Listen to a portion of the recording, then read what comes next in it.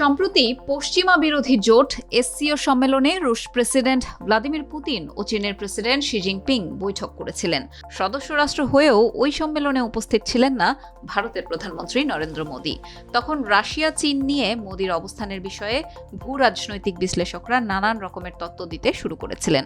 কিন্তু এসসিও সম্মেলনের কয়েকদিন পরই 2 দিনের রাষ্ট্রীয় সফরে মস্কো ছুটে যান মোদি। সেখানে পরম বন্ধু প্রেসিডেন্ট পুতিনের সঙ্গে বেশ কিছু ইস্যুতে কথা বলেন। এই 2 বিশ্বনেতা বৈঠক করবেন আর আমেরিকা তাতে নজর রাখবে না, তা তো হয় না।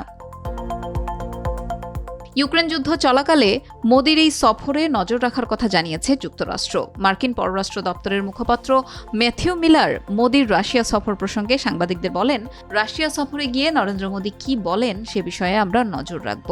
তবে ভারতের সঙ্গে রাশিয়ার বন্ধুত্বের বিষয়ে ওয়াশিংটন ইতোমধ্যেই দিল্লির কাছে উদ্বেগ জানিয়েছে। যুক্তরাষ্ট্র আশা করে ভারত বা যে কোনো দেশ যখন রাশিয়ার সঙ্গে সম্পর্ক রাখবে তখন তারা মস্কোতে জাতিসংঘ সনদ মেনে চলার কথা মনে করিয়ে দেবে। যুক্তরাষ্ট্রের এমন অবস্থানের সমালোচনা করে ক্রেমলিনের মুখপাত্র দিমিত্রি পেসকভ বলেন, তারা হিংসায় জ্বলছে। নিবিড়ভাবে এই সফরের দিকে নজর রাখছে তারা। তাদের নজরদারি এই বৈঠককে গুরুত্বপূর্ণ করে তুলছে। এর আগে স্থানীয় সময় গত 8 জুলাই সকাল 10:55 দিল্লি থেকে মস্কোর উদ্দেশ্যে যাত্রা করেন নরেন্দ্র মোদি। সন্ধ্যায় মস্কো পৌঁছালে রাতে ক্রেমলিনে তার সম্মানে রুশ প্রেসিডেন্ট ভ্লাদিমির পুতিনের দেয়া নৈশভোজে অংশগ্রহণ করেন মোদি। ভারতীয় সংবাদ মাধ্যম ইন্ডিয়া টুডে জানিয়েছে, ক্রেমলিনে 2 নেতার বৈঠকের শুরুতে মোদিকে 3য় দফায় ভারতের ক্ষমতায় ফেরার জন্য শুভেচ্ছা জানান পুতিন। তিনি বলেন, এ জয় এমনি এমনি আসেনি।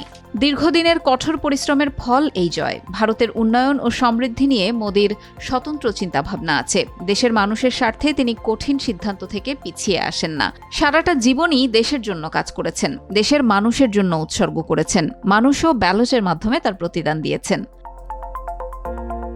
ইউক্রেনের বিরুদ্ধে রাশিয়ার হয়ে যুদ্ধ করতে গিয়ে ভারতীয়দের নিহত হওয়ার খবর পাওয়া গেছে। সফরে বিষয়টি নিয়ে পুতিনের কাছে উদ্বেগ জানান মোদি। জবাবে এমন ঘটনা ঘটে থাকলে ভুক্তভোগীদের দেশে ফেরত পাঠানোর বিষয়েও আশ্বস্ত করেন রুশ প্রেসিডেন্ট।